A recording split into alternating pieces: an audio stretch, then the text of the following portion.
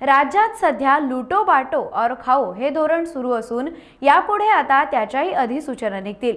मात्र निसर्गरम्य कोकण उद्योगपतींच्या घशात घालण्याचा घाट घातल्यास कोकणी माणूस एकदा अडला आणि नडला तर कोणाच्याही बापाला घाबरणार नाही असं प्रतिपादन काँग्रेसचे प्रदेशाध्यक्ष हर्षवर्धन सकपाळ यांनी केलं। ते काँग्रेस भवन इथे आयोजित केलेल्या मेळाव्यात बोलत होते। रत्नागिरी दौऱ्यावर आलेल्या काँग्रेस प्रदेशाध्यक्ष हर्षवर्धन सकपाळ यांच्या उपस्थितीत येथील काँग्रेस भवनमध्ये पदाधिकाऱ्यांचा मेळावा आयोजित केला होता। या मेळाव्याला राज्य उपाध्यक्ष गणेश पाटील, जिल्हा प्रभारी मनेश राऊत यांच्यासह आमदार भाई जगताप, माजी खासदार हुसेन दलवाई, माजी आमदार हुस्न बानू खलिपे, रमेश कीर, दीपक राऊत, अशोक जाधव, बाळा मयेकर, रुपाली सावंत, ॲडव्होकेट अश्विनी आगाशे, हरीश शेखासन आदी उपस्थित होते। एक माणूस असेल, दोन माणसं असेल, 10 माणसं असतील, आहेतच की 4 नातेवाईक तर आहेतच ना। तिथून सुरुवात करूया। तिथून सुरुवात करून येणाऱ्या निवडणुका कधी होतील मला माहित नाही, कारण तो प्रश्न अध्यक्षांना विचारल्यावर त्यांनी स्पष्टपणे सांगितलं त्यांना असलं काही करायचंच नाही। कारण त्यांना लोकशाही जी आज गावापर्यंत पोहोचली ती लोकशाही सगळी आपल्या हातात घेऊन 2 रंगाबिल्ला जे वरती बसलेले आहेत दिल्लीमध्ये, त्या रंगाबिल्लांना फक्त मालक म्हणून या देशाचं बनायचं आणि तसे ते वावरत आहेत। हे दुर्दैव आहे आपल्या लोकशाहीचं आणि म्हणून हा संघर्ष छोटा नाही।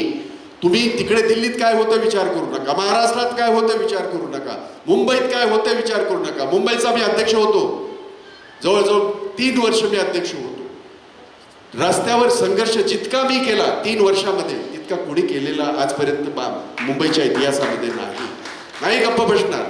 तोच प्रकार आपल्याला परत एकदा करावा लागेल आणि म्हणून आपल्या सगळ्यांना माझी विनंती आहे की आज हा अतिशय महत्त्वाचा रत्नागिरी जिल्ह्यात तुमच्या माझ्या आयुष्यातला अतिशय एक महत्त्वाचा दिवस आणि भाग्याचा दिवस की आज महाराष्ट्र MPCCचे अध्यक्ष या ठिकाणी आपल्याकडे आलेले आहेत। ते आपल्याला मार्गदर्शन करत आहेत। भविष्यामध्ये महाराष्ट्र प्रदेश काँग्रेस कशा पद्धतीने पुढे जाणार आहे ती सगळी वाटचाल आपल्यासमोर ते लोक मांडणार आहेत। आपण सगळ्यांनी ऐकावं, परंतु त्याची सुरुवात मात्र आपल्या गावापासून, आपल्या वाडीपासून, आपल्या शहरापासून करा, अशा पद्धतीचं मी आपल्या सगळ्यांना विनंती करतो आणि थांबतो। जय हिंद, जय महाराष्ट्र। याच्यात आपण मशगूल होऊन जातो आणि अशा वेळेस फक्त एकच संदर्भ आपल्या सगळ्यांच्या डोळ्यात अंजन घालू शकतो। तोच मी प्रयत्न या ठिकाणी करतोय की कोण होता असं तू पुढचं बोलणार नाही, समजते वाले तो। त्यामुळे मला आदरणीय महाराष्ट्राचं आणि पर्यायाने रत्नागिरीचे भूषण आणि नेतृत्व असणाऱ्या मी या नेत्यांच्या मंडळीतला मी धन्यवाद देऊन मी माझं मनोगत व्यक्त करणार आहे की छोडो कल की बातें कल की बात पुरानी।